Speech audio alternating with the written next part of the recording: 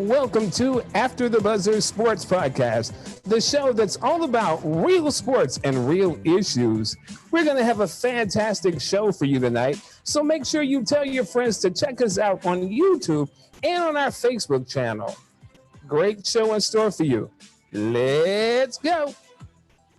What's up, guys? What's up, girls? Happy Wednesday. Thank you guys for checking us out at our new time, 8 o'clock. Hey, we got a great show for you tonight. Some interesting topics that we need to touch on. Of course, University of North Carolina. They've started in-person instruction actually on campus. They've decided to do virtual classes. I'm sorry, instead of in-person instruction because of some COVID breakouts. Mac Brown made a statement about saying it helped create a better bubble for the football team. Let's get your thoughts about what he said about that. High school football in several states has started moving forward. That goes to reckon back to the Big Ten and the Pac-12 canceling their football season. If high school football is playing, how come they're not playing? Let's get your thoughts about what you feel about that. The Washington football team has hired Jason Wright as the NFL's first Black team president. Good move for the Washington football team. I still can't get over saying that, but the Washington football team is that a good move for them. Let's get your thoughts on the NBA playoffs. It started. We got some round one action going on. We all know Portland and LA is the topic of discussion for most people, but there's some other great games going on. So we want to get your thoughts about how you feel about that. We got the NBA awards coming up again. We've been trying to get to this the last couple of shows, but the NBA MVP, the Rookie of the Year, Defensive Player of the Year, Most Improved, Sixth Man, Coach of the Year. We're going to run through that and see what you guys feel about that.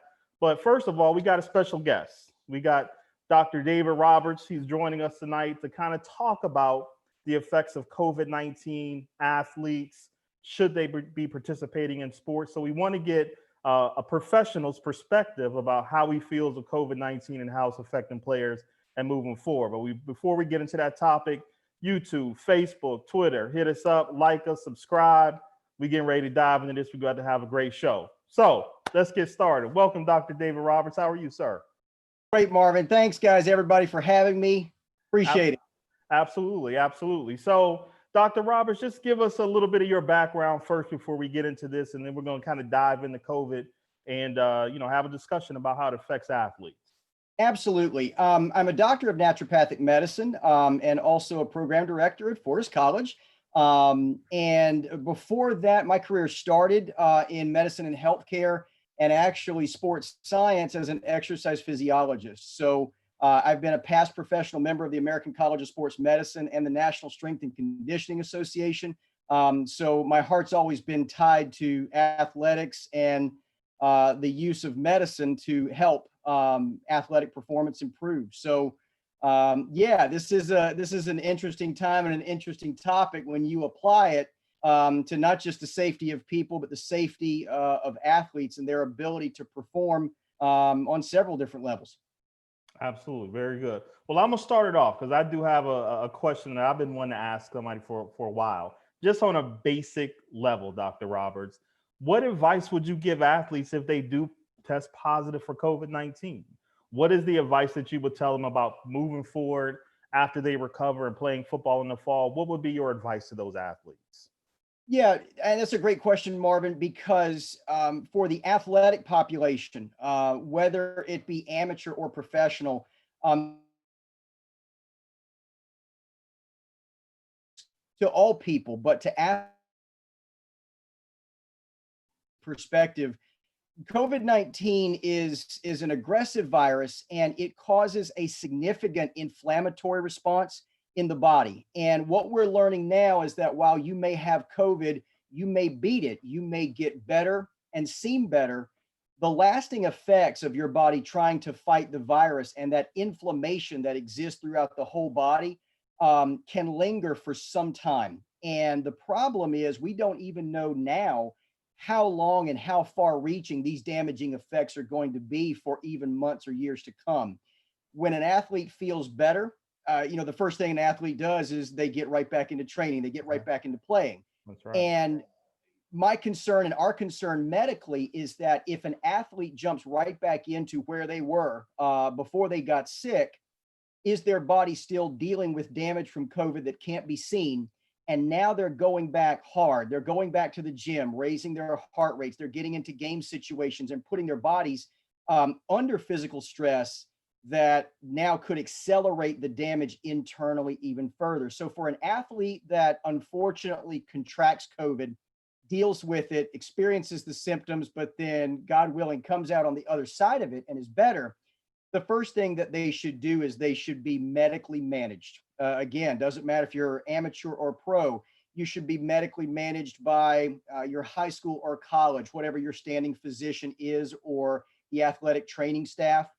You should undergo a basic battery of tests, an EKG for your heart, an echocardiogram for the heart, blood work, and you should be managed by strength and conditioning professionals, the athletic training team, functional training teams, and coaches to modify that intensity as you ramp yourself back up towards the normal playing level. So for athletes, it's not just, I'm better on day 17 and day 18, I'm back on the field. Not quite yet. You need to be medically evaluated. You need to be medically managed. And that player is going to need to have more frequent visits during their onboarding and their on-ramping process back to their normal playing intensity. There's no question about that. Wow.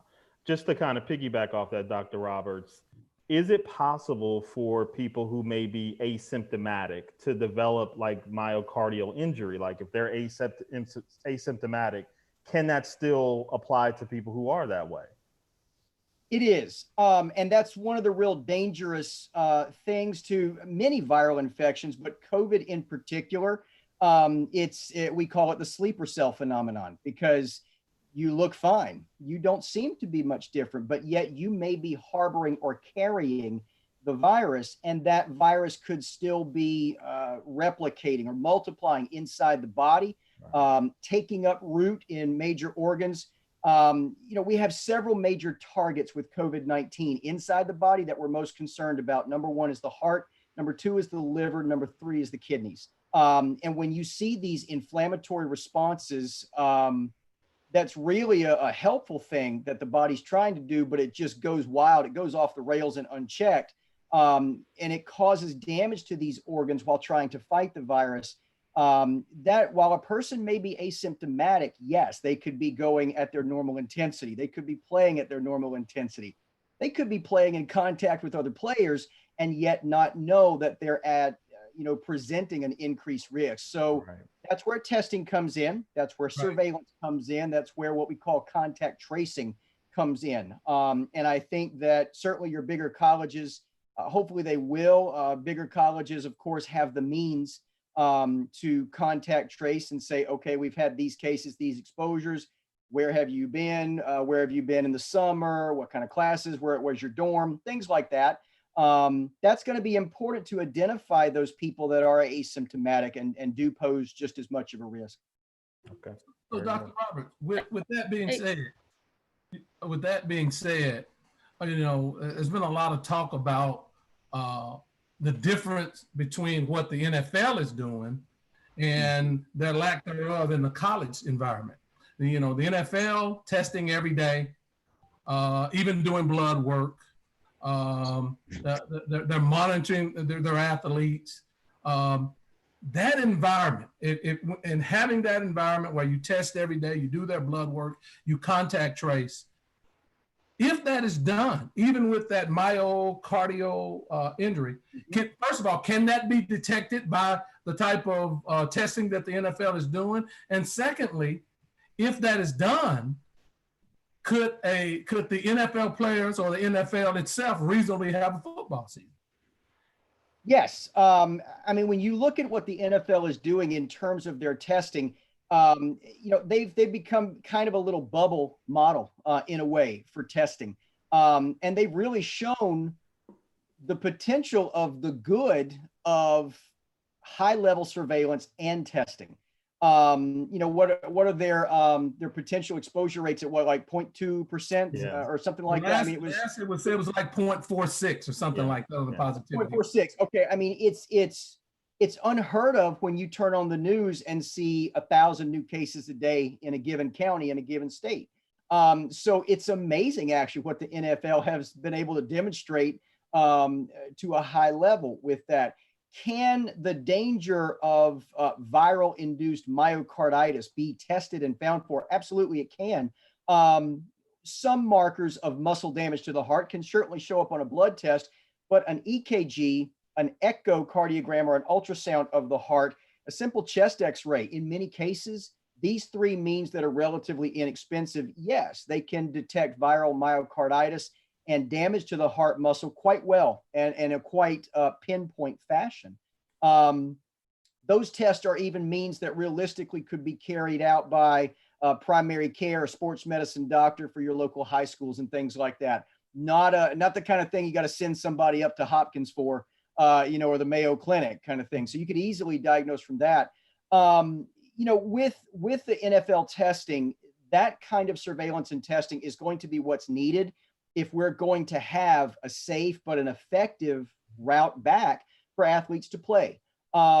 If the athletes are getting tested, and you have to consider also the level of compliance at the NFL level versus the level of compliance, say, at the college or the high school level. Right. Yeah. There's more at stake, and there's also a level of maturity. If I sit somebody down and I say, you're about to lose $13 million if you go outside without a mask, well, I guarantee you're going to stay inside with a mask until you get to the practice field and do your testing and your protocols. To tell a sophomore kid, you can't go party, you can't go do this or whatever, they're more liable to sneak out, and maybe there's going to be slip ups in exposures at the college level or at the high school level. We've seen a rash of young people across the country, waving and touting their young people status. We're not going to wear masks. It's not going to get us. Right. It never gets you if you're young, right? Nothing gets you when you're young. So the NFL players, they know what's at stake, and they understand that compliance means professional success, and compliance right now in COVID is their path to a professional legacy. It's their path to, Hall of Fame, being remembered and things like that. So I think you're seeing the seriousness of the NFL caliber saying, yeah, we're going to follow the doc's guidelines to the letter.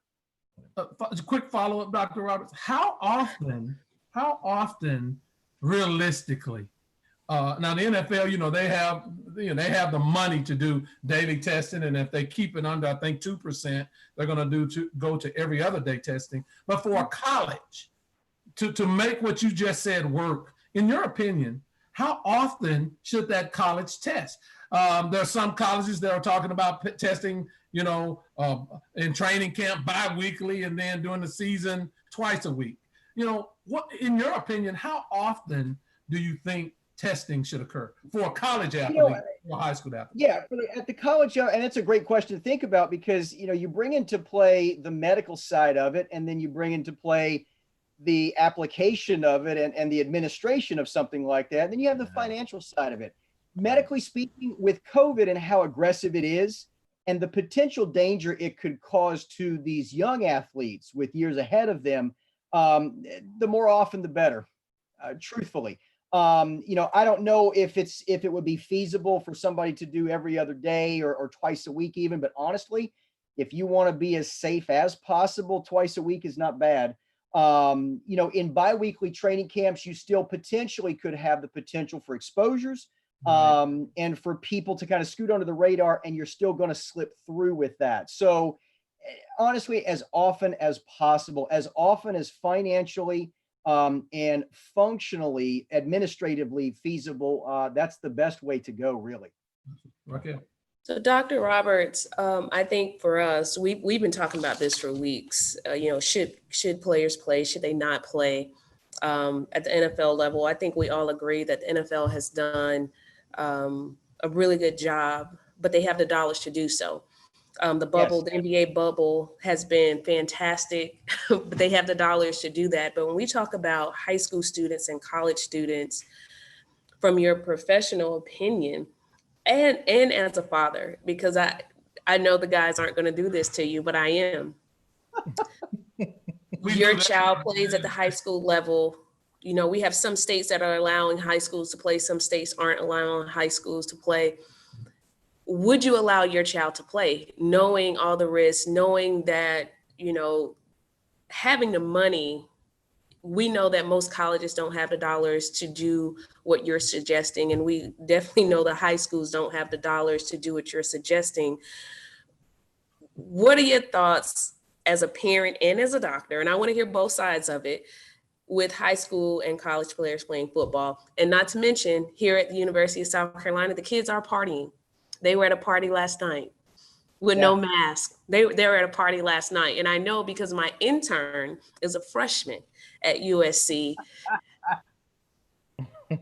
Yeah, I mean, that's really the crossroads of the argument, Raquel. I mean, it's the kind of thing where, that NBA bubble does exist. They've shown the dramatic example, but they have the funding and the money to do so. At the high school and the college level, medically speaking, I don't know if the compliance would exist, particularly for your smaller colleges. I don't trust that the compliance would be there to have a completely clean, safe environment in every instance. As you said yourself, the college kids may not have that level of discipline. They're going out to parties. They're still going other places. They may or may not have a mask on. Then when you bring in the ideology that people are, the potential pressure of peer pressure of not wearing a mask, the worse yet, the politicizing of wearing a mask, which is a whole different crock of something else to get into it another day. You have those kinds of things that exist. And the problem that I would have, and the problem that I see, is that for some people, you can treat viral myocarditis. You can treat the inflammation of the heart. If you jump on it aggressively and early, you still can restore normal heart function, and you can reverse some of those things, and the patient can move forward, resuming normal, if not athletic activities in their life. However, if it is not treated properly, if it's not diagnosed early enough properly, or it's not even seen or addressed at all in certain people, and you have to take into account any high school kids or college kids that may also have another health condition that they're dealing with. Mm-hmm. Perhaps the diabetic player that does a great job managing their diabetes, but if they come down with this and they're trying to fight two things at once, the body doesn't do well with that. And the problem that I have is that if you do get that case of viral myocarditis, the amount of scarring and damage to the heart muscle can be so lasting.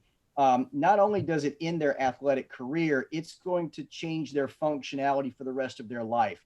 Their aerobic capacity could be decreased. Their ability to suffer illnesses later in life become fivefold, if not more. Some of these young people are now at risk for heart attack, stroke, and other issues. And the heart itself may never recover. Some patients, young patients, even in their 20s and 30s with viral myocarditis, now walk around with an oxygen mask as if they were an elderly person. So because of the long lasting, we're not talking about, about a bronchitis. A round of antibiotics, a couple inhalers, then you're back to ready to go. We're talking about something that could honestly change the trajectory of a young person's life. Because of that, I worry at the high school level, particularly because funding is what it is, and it's so limited. I worry about the high school athlete, which we probably all remember when we were high school athletes. You enjoy playing hard, you enjoy partying hard too. On the weekends, maybe against coach's advice. And those are the kind of moments where, in the old days, we were sneaking out and we didn't want coach to catch us. Now, if you sneak out, you might contract something that could be deadly and change the course of your life. So no, I don't know if high school level should come back. I'll be honest. I don't know if certain colleges, if they are not equipped, I don't know if it's right to push it right now. I think if we go through the fall season, which everybody's heard about the idea of the double pandemic of flu and COVID, if we see how we do in the fall, if we see how we do in the winter, if we see what possibilities vaccines could make a difference, and not that everybody needs to take the vaccine, but if there does become an appropriate vaccine, then that is going to be a pocket now of the populace that will not be transmitting things, and we could see reductions alone in that. So I'm hesitant for high schools and some colleges. Now, your bigger groups, your bigger colleges, where it's a football institution that offers a couple classes on the side. They've got the money to do it. You know what I mean? I'm a Gamecock. All my education came from USC, so I know what a football machine looks like with a couple classes on Monday and Wednesday. There you go. Those kind of places, maybe they could do it, but at the high school level, it makes me nervous. I'll be honest. It makes me nervous because why would we push for 6 months worth of an activity now when it might change or ruin the young person's life for the rest of their life? Absolutely. Maybe we should wait a little bit and see what the spring or the summer camp looks like next year, and then come at it with new strategies. That's not even to take into account the fact that the truly brilliant people that are working on this, they're going to know more in September than we know now. They're going to know more in October than we knew in September. So maybe we should wait for a little more intel and see before we do something that decreases the heart function of a young person in their prime. I couldn't agree more. And you are saying what we have been saying, Marv and I, since we've been talking about this, but I can't let you off that easy. As a father, yes or no? That simple, yes or no? For my child, if I was looking at a child, and Raquel, I have to say, my children actually have 4 legs and tails. But if I were to be a parent and look at patients, I don't know if I could at the high school level. I really don't. Because like I say, I've seen the effects firsthand. Yeah. And you explained it very well. 26-year-old male. Well, it's true. I mean, I've had a 26-year-old male on my treadmill hooked up to an EKG, and he suffered strep-induced myocarditis. Oh, wow. So his was bacterial from a severe strep infection. And we had to stop the treadmill, and I held him up till I got him on a gurney because the damage to his heart was already set in and done. So I think about things like that. And I think about how much more playing prime a 26-year-old still has in the tank. And I would hate to see that cut. And I would hate to see that happen to a 16, 17, or 18-year-old. So at the high school level, no, I don't know if I could let my kid play in good conscience right now. Let's wait through the winter. Let's see how we do with the second round of this. Let's see what more experts say and what we find out. A new study just came out this week, coming over to us from Germany and from Italy in the Journal of the American Medical Association, and it looked at the potential damage long-term to the heart.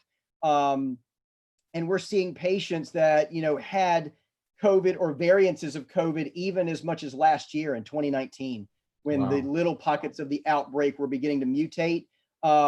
These people now are already showing early signs of congestive heart failure, and it's really kind of tragic. So could that happen to everybody? No. Could you beat this in 17 days and be right back? Yes, we have cases of those kind of recovery, but we don't get to pick who's who.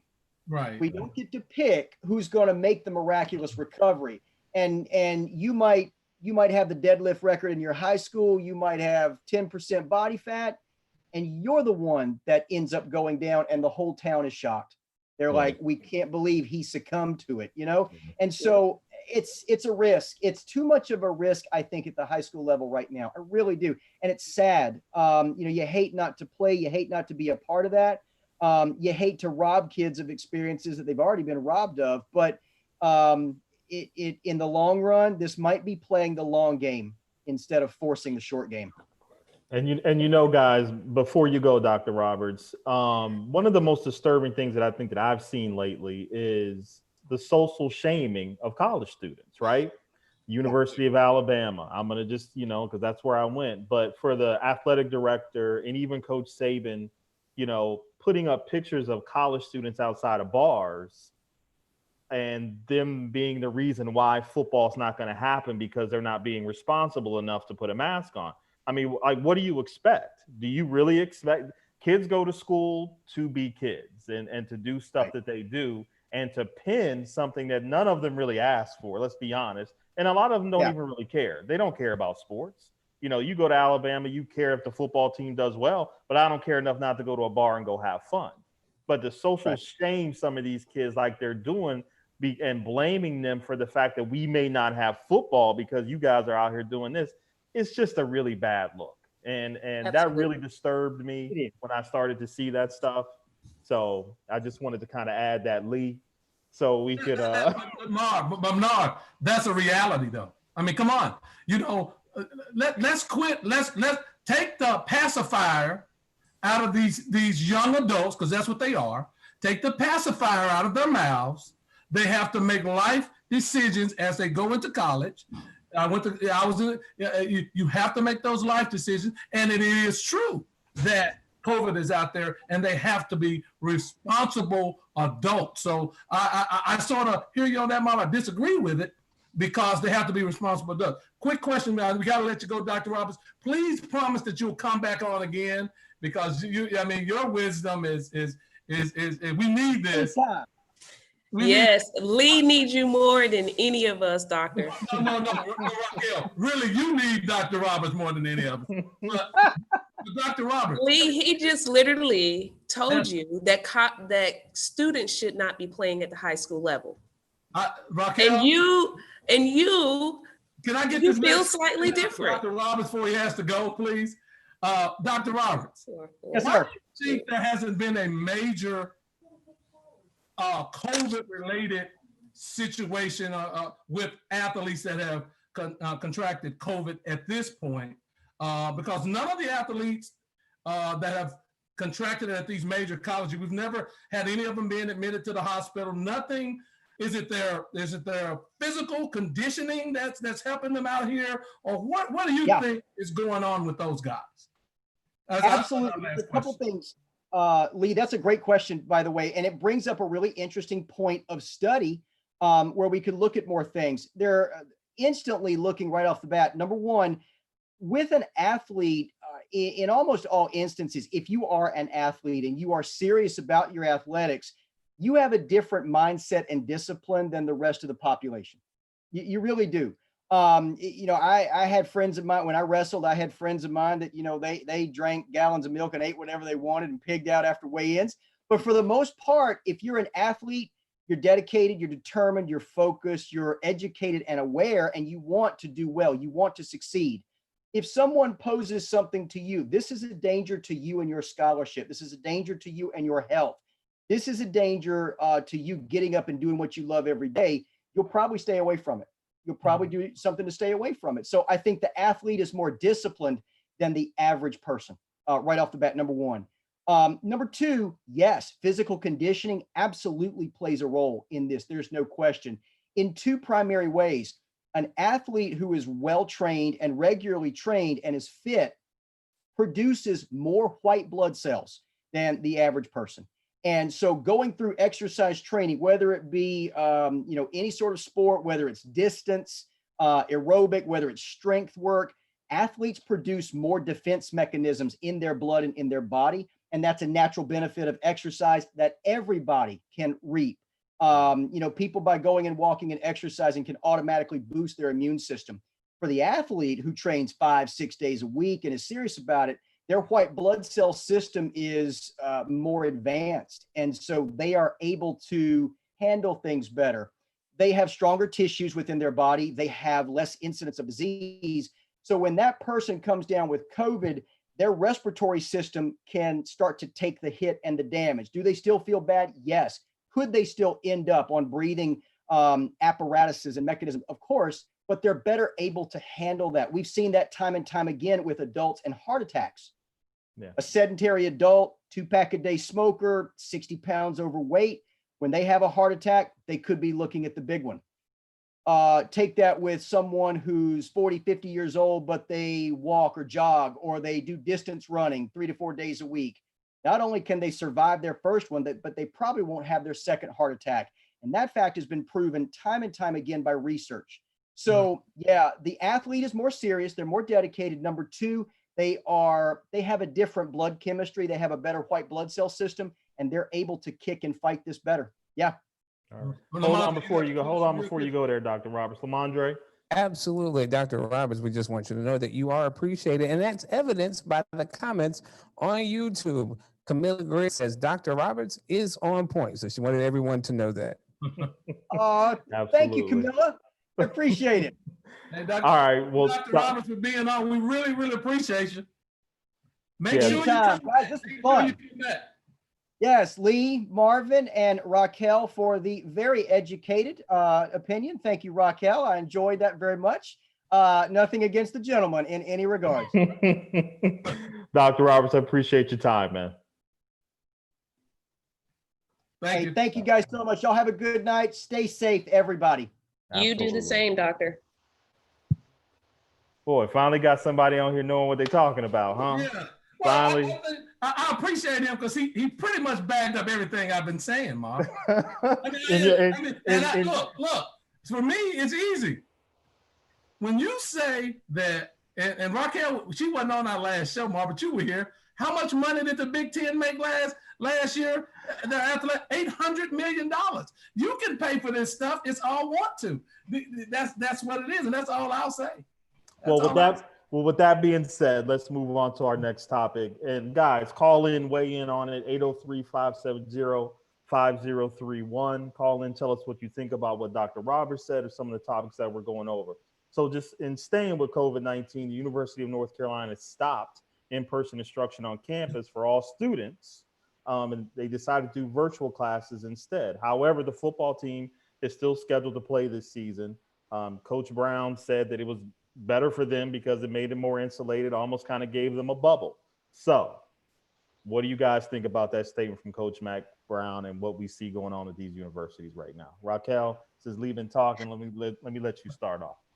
Yes, he's loud today as well. Jesus. I'm right today. Look, I think what Chapel Hill has done, in so many words, they have said there's no such thing as a student athlete. They're students and they're athletes. And they've said it in the most political way that they can. Even more reason for them to pay college athletes. I think this is even more reason to pay college athletes. You will allow the student to not come on campus, but you will allow the football player to come on campus. So it justifies to me why they should be paid, because there's no such thing as student athlete. They're the athletes and they're the students, and then they're the athletes that make the money, the kids that generate most of the revenue for the school. It's not safe. Obviously, I'm not surprised that what happened at UNC. I'm surprised the University of South Carolina has kept their stuff so quiet, but they've had some breakouts as well that the students are talking about, but it hasn't really made headlines yet. So Chapel Hill isn't alone in what's going on right now. They have probably been forced for one reason or another to actually say it. But the truth of the matter is, because football generates revenue, we're going to play and yes, get those students off campus so my players can be safe. Yeah, I mean, Raquel, you're completely right. And this is the beginning, and Lee, we talked about this before. This is the beginning. This is problems for the NCAA. And this is the beginning of Power 5 conferences breaking off and doing their own thing. This is really more about optics, though. Or actually, I shouldn't say that. This is really more about the fact that universities are now basically saying that football is no longer an extracurricular activity, right? It's not something that you do. It's a core function of the university, right?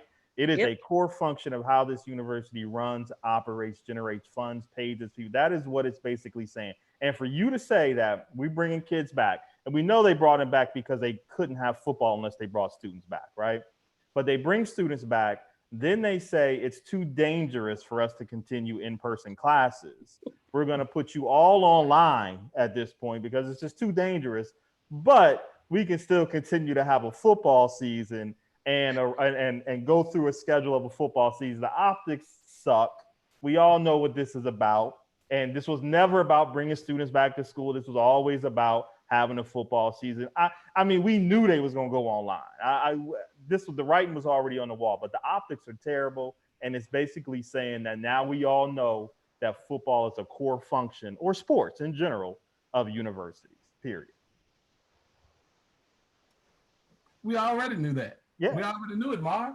Look, Raquel, you said there's no such thing as a student athlete. Yes, it is.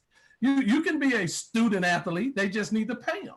You know, there's a student. Look, you can be a student that participates in athletics, but they just need to increase the compensation because they're part of the revenue that's generated.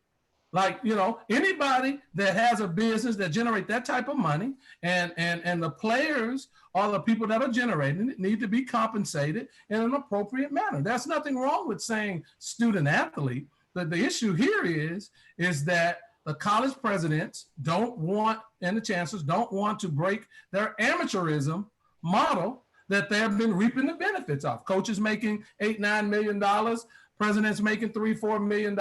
They don't want to do that. They want to keep that amateurism status. That's out the door.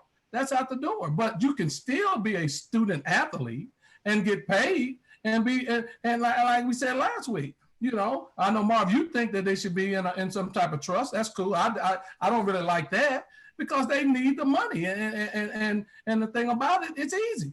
But it's been hard. It's been hard for people in charge to go to that model because, hey, you're taking money out of my pocket. When a coach makes money for the shoes that I wear and he gets paid for it, inherently something's wrong with that. There's just inherently something wrong with it. And so the other thing I'll say, if all the students are doing virtual learning, then there's nothing wrong with playing football. See, this is the problem I have with people.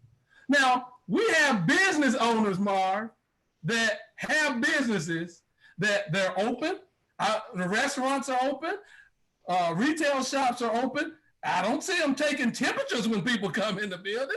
I don't see them screening for COVID, but yet they can't play football. Give me a break. They have some of the best doctors in the world at these universities, right? So you can still play football. It's just that, hey, the optics of the amateurism model is what's at stake here. Don't blame football. Blame the people that are trying to exploit and pimp the kids that are playing it. So let's I'll before you go, Marv, Lee, oftentimes Marv and I have the same opinion, and I know it's easier to say Raquel. It's easier to attack me, and that's okay because I like it. Because we often say the exact same thing. But the reality is we know that football players and the better athletes at school aren't going to class. Most of them don't get degrees. And there is a such thing as the athlete and the student, and statistics will tell you that. How many guys that go into the NFL actually graduate? How many guys that actually go into the NBA actually graduate? There is a such thing as an athlete, and Marv knows this better than you certainly. He went to a big time college with a lot of superstars that rarely touched the classroom, period. Okay, and that has been going on from the beginning of time, okay, period. Okay. But what's your point? At all these major schools. I don't get your point on that. We know that some people don't go to class. We have to educate our young Black people better about the and this isn't about just Black people. This is about the student, period. This is about the child, period. It's not just about Black people. We have to educate them better about the value of college. But that doesn't do anything for the point we're trying to make, that you can still be a student. My point was there are athletes and there are students, and there is a separation between the two. That was my point when I originally started. So yes, that was my point. I am still talking about the point I was making when I spoke. You can be a student athlete. That's what I'm speaking about. You can be a student athlete. You certainly can be a student athlete, but the student part of it isn't really pushed when you come in. I mean, let's just be there are certain classes that you're not allowed to take during season. They load you up in the summer to take those classes to keep you eligible. So most athletes who played in major college know how this works and know Mark, that. But yes, you certainly can be a student most athlete. Pac-10 It's just not that common. Most Pac-10 schools graduate their athletes at 65 to 70% clips. Now, they stress the education, the Stanfords, the Cal Berkeleys, Well, their requirements are different. Those are outliers. Let's not.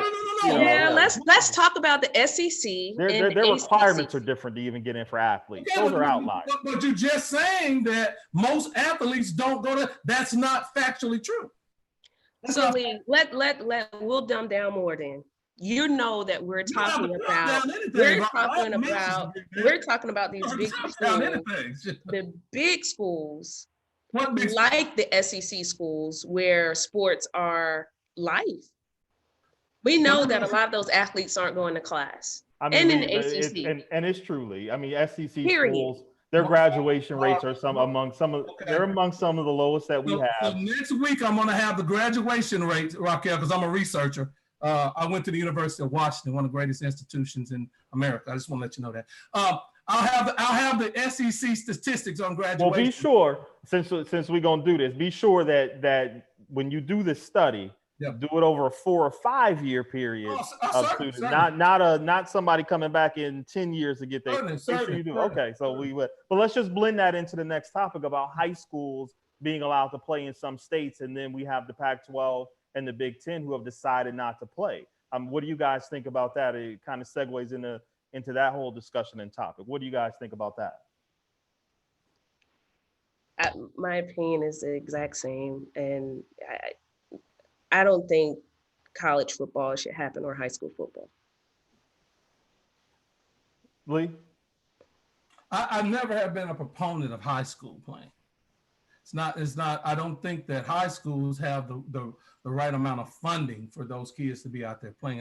I've consistently said that. I don't think they have the money to contact trace. I don't think they have the money to test. So I think you're putting the high school athlete at. I never have been a proponent of high school. Isn't it kind of ironic though, Lee, Raquel, that the two conferences that decided not to play were the two conferences, and I think that they said the other day that almost 1,000 players in those two conferences were part of the petition in terms of revenue sharing. It's just kind of ironic that those are the two conferences that decided not to play because they were getting ready to mess up that gravy train, basically. And this was a way for them to say, COVID was a way for them to say, we got to slow this down. So it's a little bit ironic to me that those were the two conferences that, ended up canceling the football season. The messing up the amateurism model scares every university president, not so much the athletic department, Mark, because you hear these big time coaches say that, they think for years they've said athletes should be paid. But it's the chancellors who make up the NCAA who don't want to change that model. Let me ask you guys a question. Do you think that players organizing is more scary to administrations of universities, coaches? They're more scared of that than they are of COVID-19? I think certainly they are more afraid of that. Yeah. There's a lot of power. Mm-hmm. There's a lot of power there. Yeah. I thought about that recently, and I said they've got to be more scared of the shift in power than they are anything that has to do with COVID-19 and this virus. COVID, we know that, more than likely there'll be an end date for COVID. If you let the genie out the bag and these players continue to know their worth in this structure, that could be lasting forever. And it changes the entire model. So no, they're certainly more afraid of the players organizing. All right, so since we ran kind of long with Dr. Roberts, I'm gonna give y'all two choices. Do we go into Washington football, or do we talk about the first round NBA playoffs right now? What we going on? Let the lady decide. I'm gonna let y'all decide which one we go into. Well, I'm gonna tell you what. Congrats to our young man of Washington. About time. Super happy for him. Yeah. But I'm going to choose the NBA. There we go. Let's talk about these first round games. Go ahead, Raquel. Lead us into it since you chose. Lead into what you think about them right now. I'm just gonna go to the Lakers and the Bucks. I'm gonna go to the Bucks and the Lakers. There were a lot of good games yesterday. Um, I saw a lot of good basketball yesterday. So, from a fan perspective, I enjoyed it, but I was surprised that the Bucks lost, in all honesty. Giannis kind of played alone. He had a great stat line, 31.17 rebounds, 7 assists. But I thought he shot the ball too much. I was tired of seeing him shoot the 3 ball. So I was surprised that the Bucks didn't come out with the win, but I think they're gonna still win that series. I think it's too early. People are kind of going crazy early. I think they're still gonna get out of the series, but I was surprised to see them lose the first game. Yeah. And the Lakers, I could have pulled my hair out. My God, 6 points in the last 7 minutes. Again, they did not spread the floor well. No shooting. LeBron played 41 minutes. 41 minutes, triple-double. Triple-doubles are great, and I love LeBron. My God, I love LeBron. But triple-doubles don't really matter that much when you're not winning. Anthony Davis, one of you mentioned this earlier. Please get on the post, bro. Stop shooting the ball so much. And he is a part of the reason that the floor isn't spread well. He needs to be in the post. I think fast break opportunities were limited. The Lakers were held to 39% shooting all night, 5 for 32 at the 3-point. You cannot win without shooting the 3-ball. I thought I was going to go crazy. It was one of the it was tough to watch for me as a LeBron fan, and I think it's early. I still think they'll win the first round, but I worry about the third round. You cannot continue to play this way and have enough gas in the championship to take it home. So disappointed in the Lakers. We got to get more shooting. LeBron can't play 41 minutes every single night. It's I don't know. Let me. So we'll go. I'm gonna call out these series now because I know Raquel's a little devastated about them Lakers, but it's gonna be okay. But I'm gonna call out these series lead. Let's all just kind of chime in about them and see what we think, and we'll kind of go from there. Milwaukee and Orlando. Listen, Orlando played a great first game, but I will say this: Toronto set the blueprint for Giannis. They did. And Orlando mimicked what Toronto did. And if Chris Middleton is making shots or they can't find another playmaker, Milwaukee, maybe not, because I just don't think Orlando got enough to sustain it. But they might be in trouble if they don't get some, not this series, but moving forward. The blueprint is out on Giannis. And if these guys don't step up, I don't know. What you think, Lee? 4-1 Milwaukee, Mar. Okay. Orlando won't win another game. Yeah. 4-1. Yeah. All right. So we got Toronto, Brooklyn Nets, Toronto all the way for me. I think Toronto might be playing the most complete basketball right now. They look pretty good. So let's go Boston, Philly. And I know that game might be going on right now. Philly ain't got enough, Yeah, they're kind of dead in the water right now, I think, too. I hate that for them, but I agree. I don't think they have enough to pull it out of the first round. They gotta get Embiid on the block and give him the ball, man. I mean, those guys are shooting way too much. It was a great game the other night, but down the stretch, okay, who's your cash cow? Put that big man down there. They couldn't stop him really, and get him the ball, man. And to that point, Embiid gotta want it though. But I was going to say that, Lee. I feel like he didn't even ask for the ball. Like a big man has to demand, give me the ball right now. This is my time. I agree with you, Lee. He didn't ask for the basketball. He's not the type that, go cuss somebody out because they ain't giving you the ball and stuff. I mean, come on, man. You made the best point. Push him or something. He's got the third highest usage rate in the NBA. So he needs to stop complaining about the fact that he don't get the ball. He get plenty of touches. Embiid just fade too much. Yeah. There's sections of the game where he looks like the best big man ever, and then he's out there sometimes you don't even know he's out there. Like he just fades too much. He fades away. Yeah, I can't trust him. So Boston just got too much. They just gonna wear Philly down. So we'll keep it moving. We got Indiana and Miami. Miami look good right now. Miami's playing Miami well. looked good yesterday. Yeah, Miami looks good. They shoot the ball really well. So I'm gonna go with Miami in this series. 6 or 7 game series though, Marv, I think. Yeah. But I do like Miami too. I think Miami got some talent, man. Bam is great.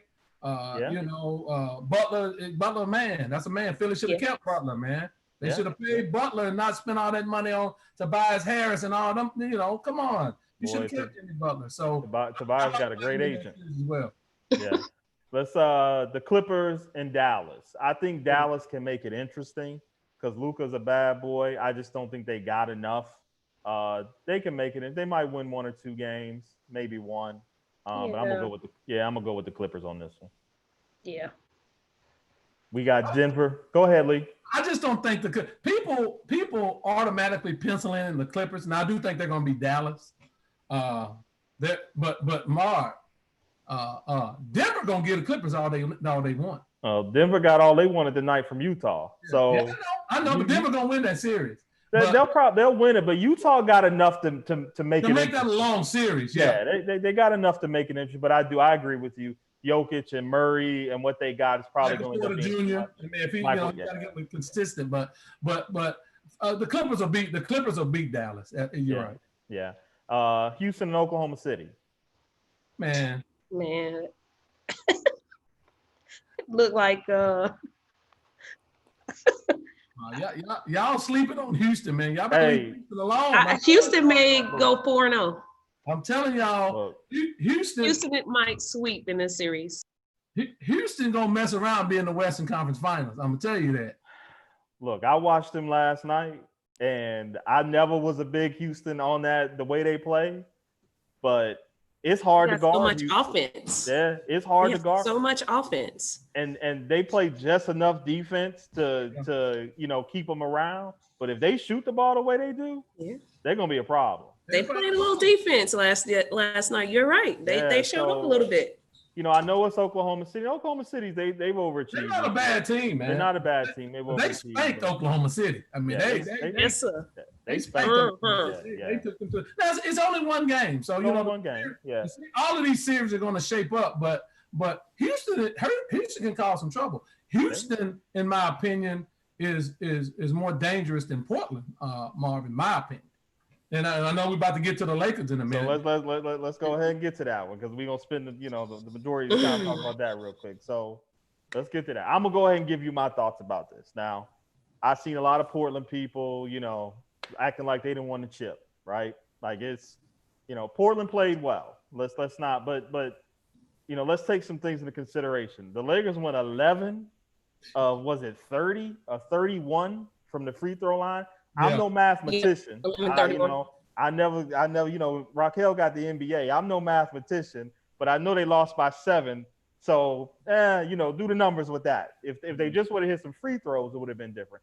Also, the Lakers don't shoot it well. Okay, we know that. But are they going to shoot it historically that bad? 15%. For 3 more games. I just don't see that. I just don't see that happening. But this is what the Lakers need to do. Vogel need to stop playing. He need to take JaVale McGee out that starting lineup. Stop trying to play, big against Portland. It's not going to work. JaVale McGee just don't give you enough. If Rondo comes back and can play, I'd start Rondo. I might move LeBron to the 4. I'm putting AD at the 5 and telling him he better not ever leave that lane. He better wear that paint out. And played it because when LeBron and AD did the pick and roll, Portland ain't had no answer for it. They just could never get into it because LeBron had to do so damn much, right? So will Dame play the way he plays all the time? Sure, I think he will. Will CJ always show up? I don't know. Will Carmelo? Well, Carmelo, he's doing this thing. He's okay. I don't trust Portland enough to say that they got enough to beat the Lakers 3 more times. I just don't. I don't trust it. And not with LeBron and AD, but the Lakers better make some adjustments. Marv, the thing about the Lakers is, look, you got to make the transition from LeBron's team to Anthony Davis' team. When the Lakers do that, the Lakers were going to run. Look, we all love LeBron. For me, great athlete, but and he had a triple-double last night, but it wasn't a great game, to be honest. Didn't shoot well. Had some turnover. But when they go to it's Anthony Davis team, and meaning quit having him drift out on the perimeter. Yeah. Make a focal point. And I agree with you, Mar. When Rondo gets back into the game, then you have LeBron is a good assist guy. He's not a true point guard. We know the difference, right? We know the difference, right? He's an excellent assist guy. So make that Anthony Davis team. I said it before this thing even happened, Mar. The Lakers, as far as them winning the championship, it has to go through Anthony Davis because he probably is the most talented person in the NBA for what all he can do. And when I talk about complete, defensively, a defensive stopper, a defensive rebounder, scorer, three-point shooter. And so they're wasting their way. And the same way that Dwayne Wade deferred to LeBron James, LeBron needs to defer to Anthony Davis, and then the Lakers season will take off. But I think the problem is that LeBron may not trust Anthony Davis. It's hard to. You don't know when he's going to be hurt. Trust LeBron. He's the one out there dribbling like an old man. Yeah, but LeBron got the chips, man. LeBron got the chips. Come on. Yeah, Marv, but Marv, Anthony Davis ain't proved nothing. Yeah, but that's true. We can't argue that fact. I'll never argue that fact. But I will say this: the best player on their team is not LeBron, Marv. It's Anthony Davis. I can't debate that. Until they make that switch, they're not going to win. Playing like they played last night, shooting all those. First of all, they shot too many threes.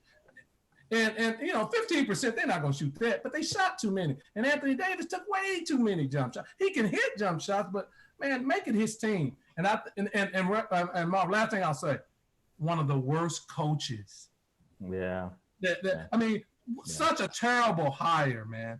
Yeah. It's just ridiculous. You're not hitting the three at all, but you won't even put Quinn Cook in the game. Yeah. Who 3 games ago, he had like almost 25, 26 points. Come on, man.